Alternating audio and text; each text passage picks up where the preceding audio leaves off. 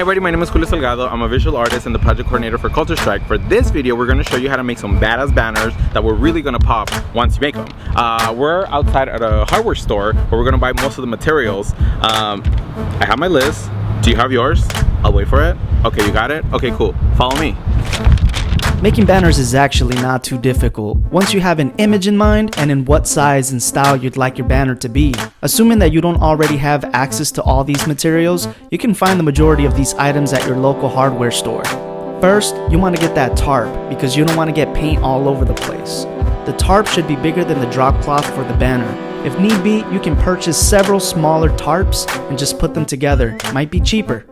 Obviously, you need a canvas drop cloth. Prices range depending on how big you want the banner to be and whether or not you want the leak-proof coating on the backside. Those can get a little pricey, but they're more durable. Then you want your painting supplies. We suggest a packet of spongy brushes. They're fun, they come in different sizes, different people can use them from kids to adults. And for bigger jobs, you want a paint roller and a tray. Many hardware stores offer them as a packet. If you're going to be using a lot of a couple of different paints, you might want to get a couple of extra plastic painting trays. So we couldn't find the acrylic paints that we wanted at the hardware store, so we're here at the art store because we need the acrylic paint, because we need the color, we need the brightness, and I love color, and we're gonna go get it. So follow me to the art store. Here at the art store, you're gonna be purchasing some paintbrushes. We suggest that you pick up a packet of these. They have different sizes, and these paintbrushes are smaller for the finer and smaller details of the banner. Also, you'll need the paint. These are acrylic paints. You can dilute them so that the paint is not so thick, and you can mix them to make other colors. You got your materials. That's amazing. The next part is to actually find a space where you're going to be working. In this case, we're going to be using somebody's backyard. It's pretty big enough. You usually want to work outside because of the materials that you're using. Sometimes, they could be a little bit hazardous. We recommend open spaces. If you can't find an open space, you can always hit up community centers that have spaces that will let you borrow it to make badass art.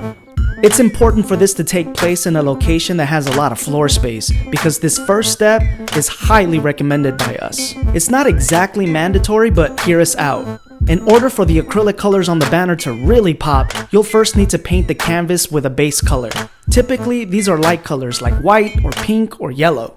Remember that the canvas is made out of cotton, so it absorbs a lot of paint. Without this base layer, you might have to repaint everything on the canvas a couple of times before the colors really start to pop. Another reason for this base layer, it'll make your banner a lot more durable.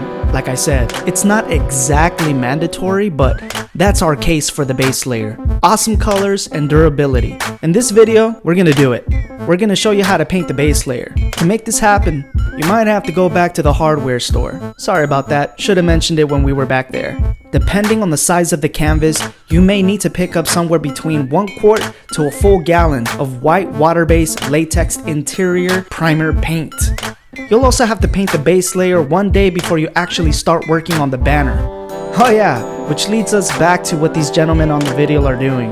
Let me catch you up real quick. So you saw that they spread out the tarp, and then they spread out the canvas on top of the tarp. As you see, the tarp is bigger than the canvas. This is so that no paint ends up on the floor or the ground. Then they opened that can of white primer paint, poured it into the roller tray, soaked the roller in it, and started working on the canvas.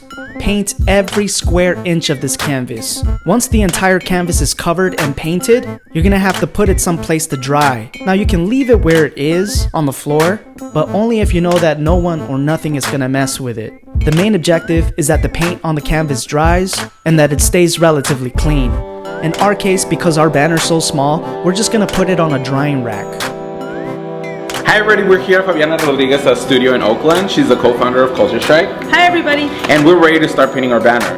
Now here's a secret that most people don't know about painting large images. Not many of us can draw nicely free-handedly. So how do we expect to create a big image on a banner? Easy. Find a projector. You don't need to buy one, someone in your network has one. Ask around. With the projector, you'll be able to project the image and words directly onto the canvas, which means that you'll have to hang the canvas.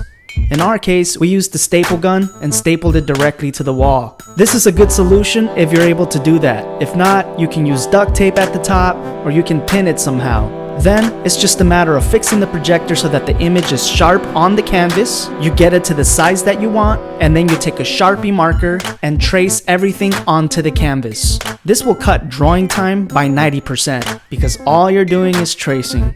Make sure you make note of the colors on the canvas. So if a particular space needs to be blue, label it blue. In our case, we're only using black paint, so the spaces that utilize black paint, we're putting a B and circling it. This is true for all colors. You have to keep track.